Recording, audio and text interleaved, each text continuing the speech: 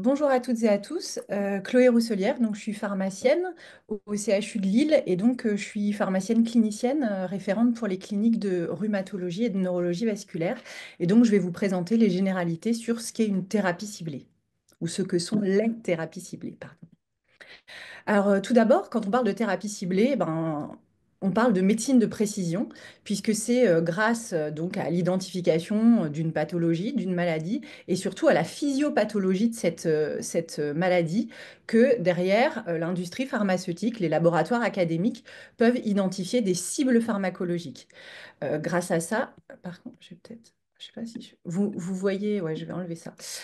Grâce à ça, on peut du coup développer donc des thérapies ciblées qui vont agir précisément donc sur ces cibles pharmacologiques. Alors, pourquoi? Ah, voilà. Euh, de quoi veut-on parler quand on parle de thérapie ciblée? Donc, ce sont des médicaments qui vont aller bloquer ou activer donc la cible selon l'effet souhaité. Et donc, par exemple, donc dans la thématique qui nous intéresse en rhumatologie et médecine interne, donc par exemple pour bloquer les mécanismes de l'inflammation, tout en conservant quand même un système immunitaire efficace contre les infections. Et avant, finalement, on assimilait le terme de thérapie ciblée aux biomédicaments ou biothérapie, mais maintenant, comment dire, la famille des thérapies ciblées s'est un peu étoffée.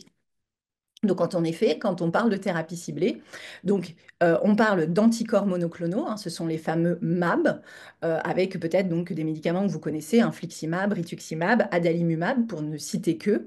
On a également des protéines de fusion, donc ce sont les médicaments dont la décision se termine par sept, étanercept, abatacept. Voilà, pardon, j'entends une communication en parallèle.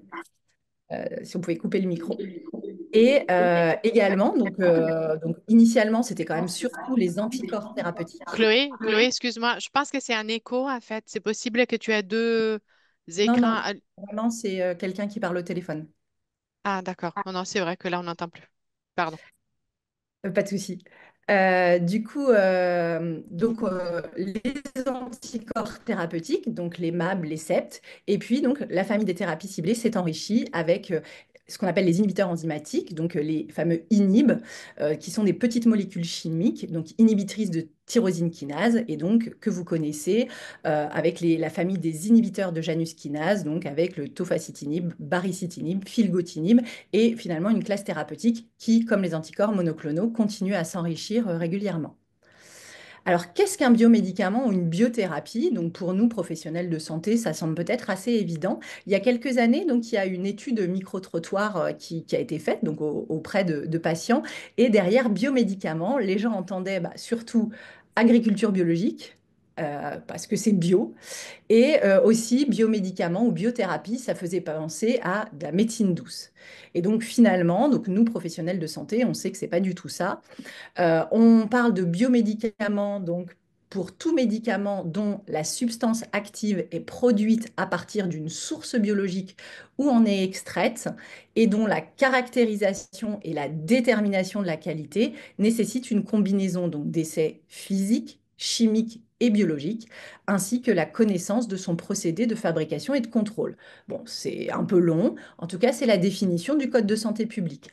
En bref, je dirais donc que ce sont des macromolécules, au sens où ce sont des grosses molécules chimiques, enfin biochimiques, macromolécules thérapeutiques qui sont produites par le vivant. Donc, par exemple, des molécules que vous utilisez peut-être tous les jours, l'insuline, l'héparine, les anticorps monoclonaux ou pas, donc les anticorps thérapeutiques d'ailleurs, et les vaccins non vivants sont des biomédicaments. Ce sont essentiellement donc des médicaments de nature protéique et donc elles sont dégradées pardon, par les enzymes digestives. C'est pour ça que leur administration est exclusivement parentérale, par voie intraveineuse ou par voie sous-cutanée. Ces biomédicaments représentent 30% du marché pharmaceutique mondial. Il y a une vingtaine d'années, à mon avis, c'était de l'ordre de 5% peut-être, ou de moins de 5%. Et ces biomédicaments prennent une place de plus en plus importante dans l'arsenal thérapeutique, avec 4 nouveaux médicaments sur 10 qui sont des biomédicaments. Alors, pour bien qu'on ait les idées au clair, donc sur ce qu'est un biomédicament, donc vous connaissez donc les produits sanguins labiles, hein, les culoglobulaires, plasmatiques, culoplaquettaires, etc. Donc ça, ce sont des produits sanguins, pardon, labiles. On a aussi les médicaments qu'on qualifie de vivants. Donc ce sont tous les médicaments dérivés du sang, donc que ce soit les immunoglobulines ou les facteurs de la coagulation qui sont élaborés à partir du don du sang, ainsi que les vaccins vivants. Donc là, on dit que ce sont les médicaments vivants. Et donc, les biomédicaments sont ces médicaments issus du vivant, donc insuline, héparine, anticorps thérapeutiques, facteurs de la coagulation, mais cette fois-ci recombinants. Donc, facteurs de la coagulation issus du génie génétique, contrairement aux facteurs de la coagulation issus du don du sang. Donc, les médicaments vivants et les biomédicaments. Et enfin, donc, les molécules chimiques que vous connaissez, pour ne citer que le paracétamol, prednisone, prednisolone, méthotrexate et les inhibiteurs de Janus kinase. Alors rapidement, puisqu'en plus je ne suis pas une grande experte, le processus de fabrication d'un biomédicament, donc ici je vous montre peut-être l'une des techniques les plus utilisées, qui est la technique de l'ADN recombinant, qui sert à produire une protéine thérapeutique. Donc on part de la cellule humaine et de notre gène d'intérêt qui va servir donc à la production de la protéine thérapeutique. Dans le cas présent, donc, on utilise une bactérie.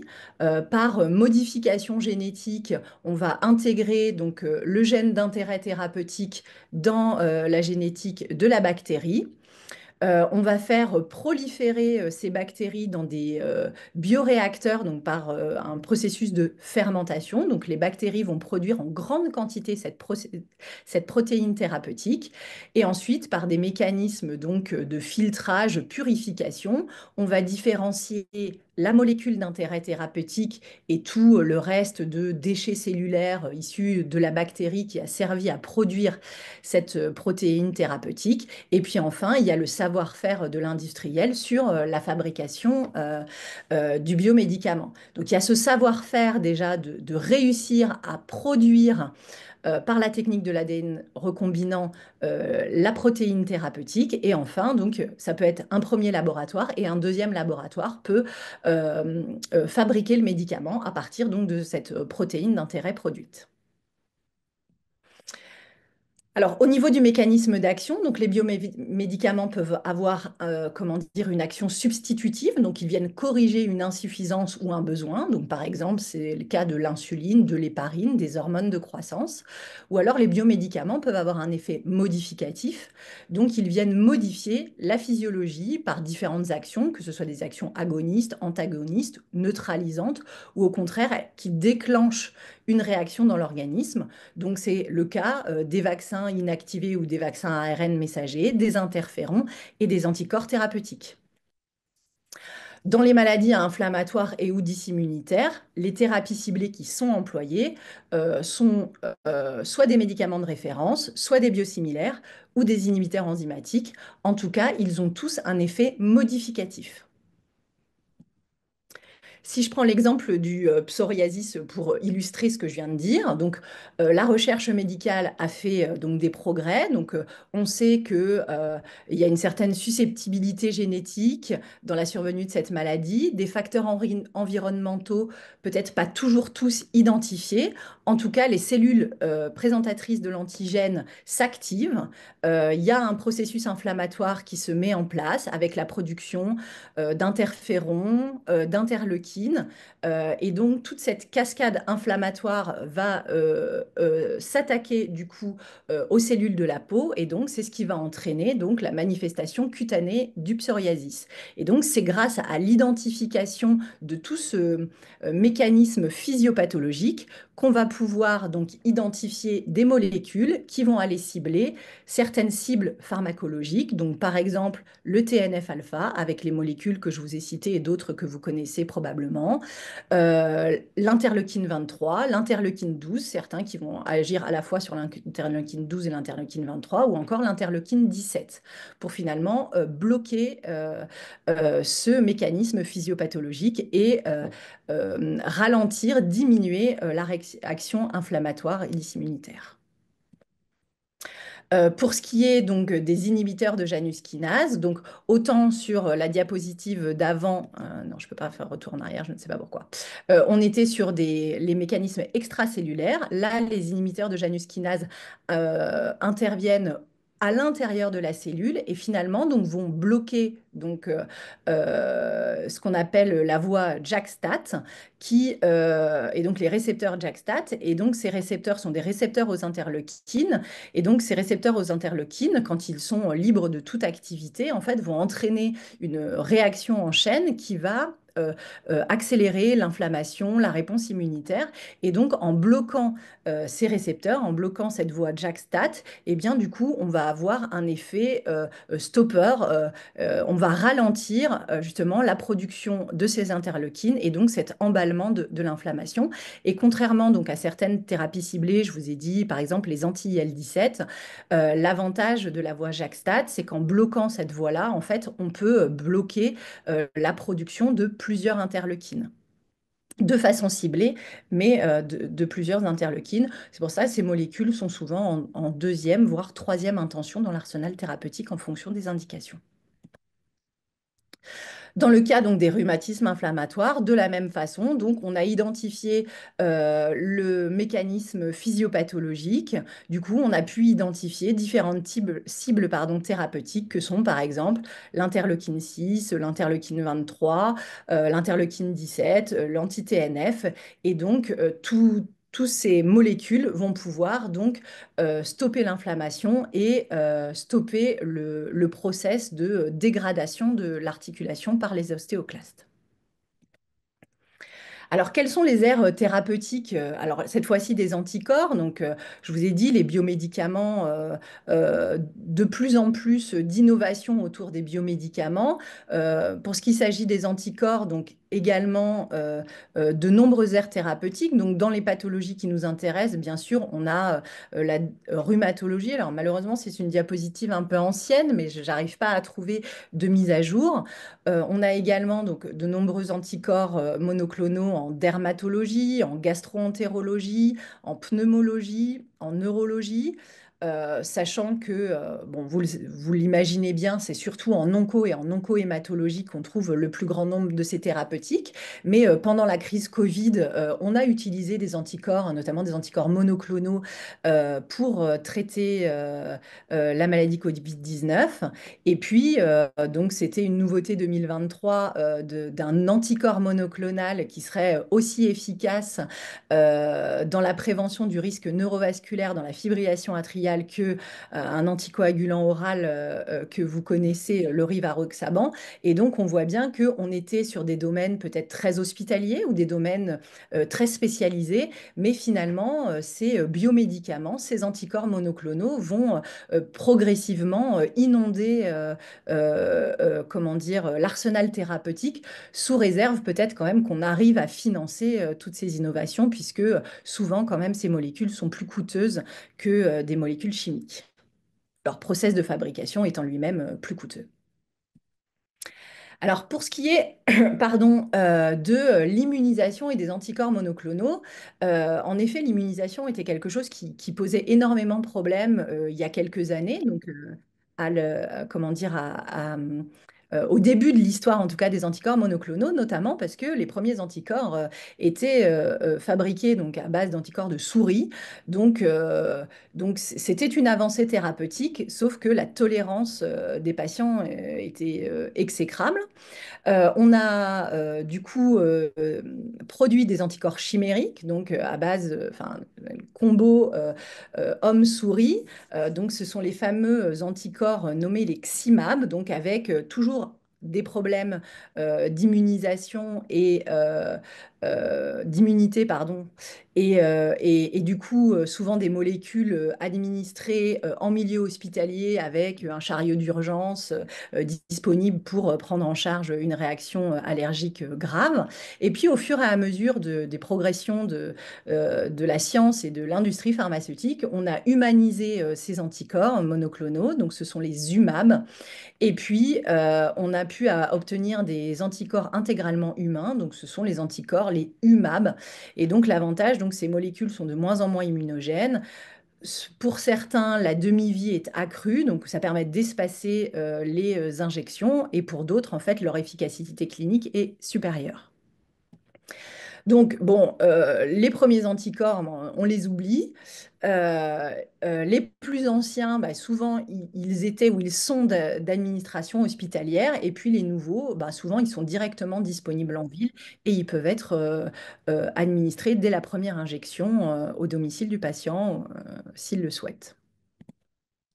Alors, il y a quand même la particularité de l'infliximab avec le concept de biobetter. Et donc, ce concept de biobetter résulte de la modification d'une biothérapie donc déjà approuvée dans le but, pardon, d'améliorer son efficacité, sa tolérance ou le confort du patient. Et donc, pour le cas de l'infliximab, l'infliximab donc, est une molécule qu'on utilise depuis une vingtaine d'années à l'hôpital en intraveineuse, sous surveillance hospitalière. Depuis 2015 sont sortis les biosimilaires et maintenant il y a même plusieurs biosimilaires qui sont disponibles en milieu hospitalier, mais jusqu'à présent ça restait quand même une équivalence de dose, une équivalence de rythme d'injection et de voie d'administration. Et il y a quelques années est sorti un biobetter de l'infliximab qui est donc normalement moins immunogène, peut s'administrer par voie sous-cutanée avec une posologie, donc une voie d'administration différente, et donc est disponible en ville. Et donc c'est une opportunité du patient de pouvoir bénéficier de cet anticorps monoclonal sans revenir toutes les 8 semaines à l'hôpital. Alors, je ne pouvais pas faire ce topo sans aborder la thématique des biosimilaires. Donc, qu'est-ce qu'un biosimilaire? Alors, un biosimilaire, bon, bah, le bio, vous l'aurez compris, c'est pas pour agriculture biologique, mais pour issu du vivant. Donc, c'est aussi un médicament issu du vivant et similaire parce que il est cliniquement équivalent, comparable à un médicament biologique de référence qui a déjà une AMM et dont le brevet est tombé dans le domaine public. Donc pour les molécules chimiques, on a les génériques. Pour les biomédicaments, on a les biosimilaires. Alors, un biosimilaire comme un biomédicament, c'est une molécule biologique, donc une molécule complexe, avec un processus de production également très complexe. Et donc, c'est impossible de garantir que la molécule est strictement identique. Ce sont des molécules, voilà, tellement, un anticorps monoclonal, c'est une molécule tellement complexe au niveau de sa construction et de comment dire, enfin, de sa construction, il est très difficile par des méthodes analytiques de garantir le caractère strictement identique. C'est là qu'on a introduit la notion de similarité et donc le biosimilaire doit être, pour être commercialisé, similaire au biologique de référence en termes d'efficacité, de tolérance et de sécurité. Il est commercialisé donc après la chute du brevet de la molécule et ces derniers temps plutôt de l'indication, donc généralement après 10 ans de commercialisation d'un princeps. Donc au début, les premiers biosimilaires avaient exactement les mêmes indications que le biologique de référence. C'était le principe donc d'extrapolation d'indications. On démontrait la similarité en termes d'efficacité, de tolérance et de sécurité sur une indication et le laboratoire obtenait l'ensemble des indications. Récemment, en fait, les industriels de biologique de référence ont fait breveter certaines de leurs indications, surtout quand ils savent que finalement leur molécule va tomber dans le domaine public prochainement. Et donc, il se peut aujourd'hui, les biosimilaires qui sortent, notamment certains biosimilaires hospitaliers, et ce qui nous pose quand même pas mal de problèmes, nous, pharmaciens, pour la gestion de où envoyer le biosimilaire et dans quelle indication. Certaines indications peuvent être biosimilarisées, mais pas d'autres. Et donc, pour être qualifié de biosimilaire et pour avoir l'autorisation de mise sur le marché en tant que biosimilaire, donc il y a de nombreuses étapes à fournir, notamment tout le cahier des charges du laboratoire. Le laboratoire doit prouver qu'il est en capacité de produire un biomédicament selon les règles de qualité requises. Et ensuite, il y a toute une phase de comparaison donc, entre le médicament de référence et le médicament biosimilaire, donc d'un point de vue qualitatif donc avec des études analytiques et fonctionnelles. D'un point de vue non clinique, donc des études in vitro de pharmacodynamie, de toxicologie. Et ce qui est très intéressant et ce qui peut rassurer aussi bien les professionnels de santé que les soignants, c'est que, il y a des études cliniques comparatives sur la pharmacocinétique. Donc, le biosimilaire doit avoir une courbe de pharmacocinétique strictement superposable à celle du biologique de référence.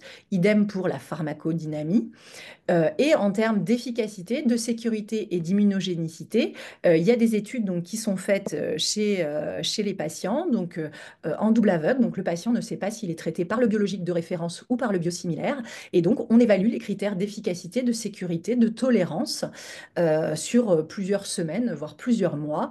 Et à l'issue de ces études, il doit y avoir une non-infériorité du biosimilaire vis-à-vis du biologique de référence. Et c'est grâce à ces études, en fait, qu'on peut les utiliser en toute confiance.